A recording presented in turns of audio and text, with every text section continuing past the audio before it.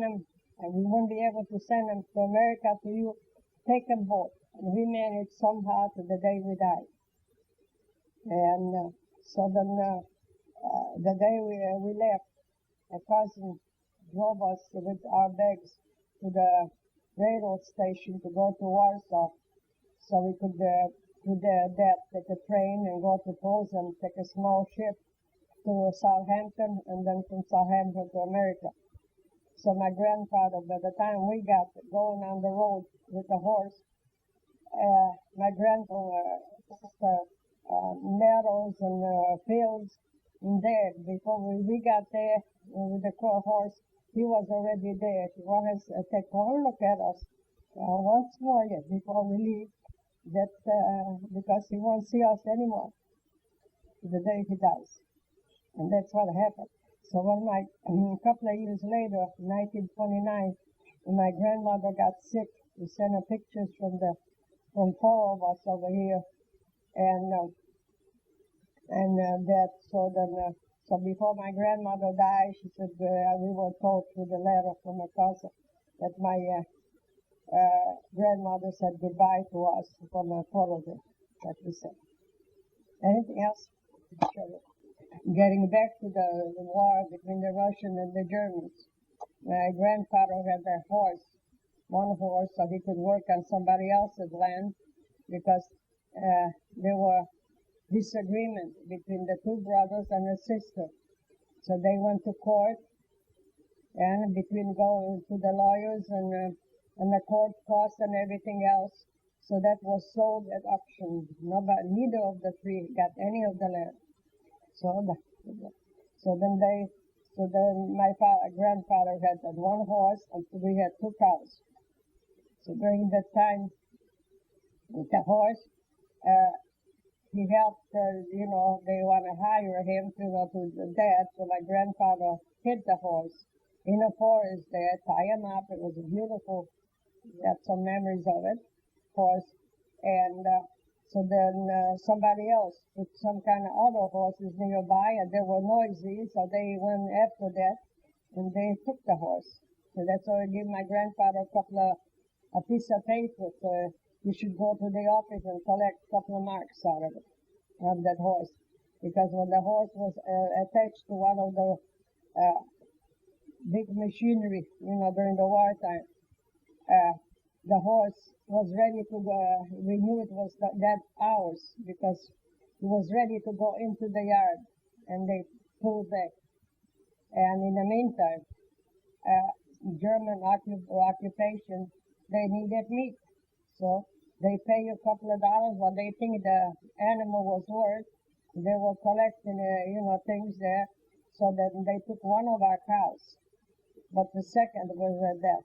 And the second one, when they come to get it, the whole family, including my sister was a baby at that time, about 2 years old. So we all holding on to the tail, to the head.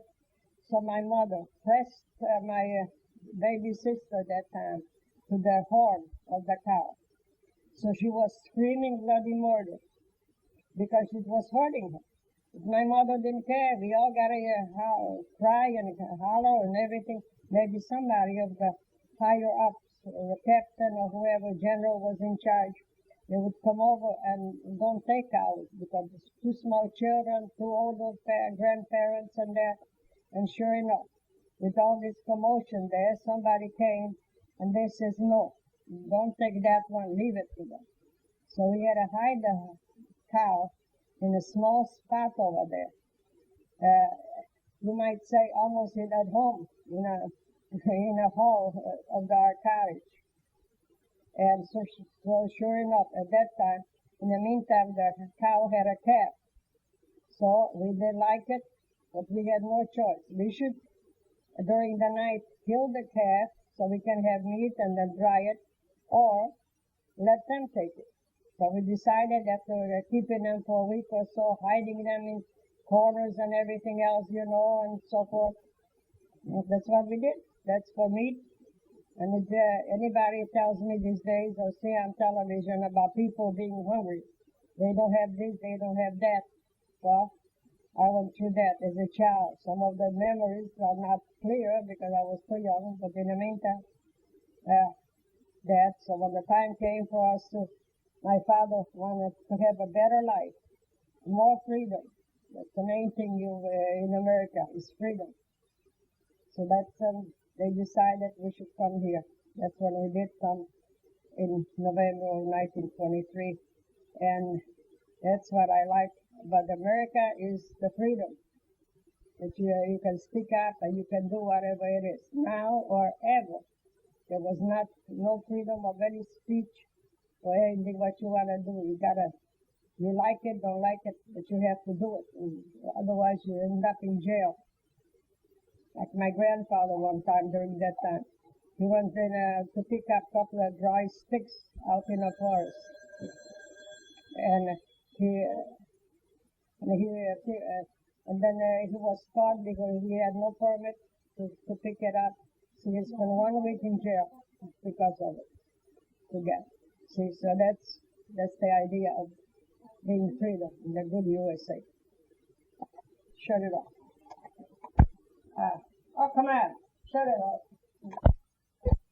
So when I went over there too, I keep eyeing the saber and the rifle. I didn't care for it, but the uniform I liked. So there's the question mine used to say, "Oh, come on, shut it off." You got it off. It was off. Now I got it on. Okay. Yeah. And so they used to ask me about where's the nice pretty girls around so they can go and meet them at night, or catch them at night, or drag them someplace. And so forth. And so I would tell, how about your mother? Oh, where's your father? Then I got some. I would answer that one. And so they used to holler at my mother, well, Sasha, not to talk so much, go to the soldier. Come on, set it up. So they used to, they were looking at it, the freight train. They grabbed the girl, put her on a train, and took her to Germany to work on the farm. That's how my lady from Maria. That's where she got to work in Germany. Instead of guessing her that they didn't know she was pregnant, and so they took her to Germany to work on a farm. But she never worked on a farm. She was raised in the city. Blisters all over the place. It was bleeding. If you got to shovel with the fork, hay and stuff. Oh yes.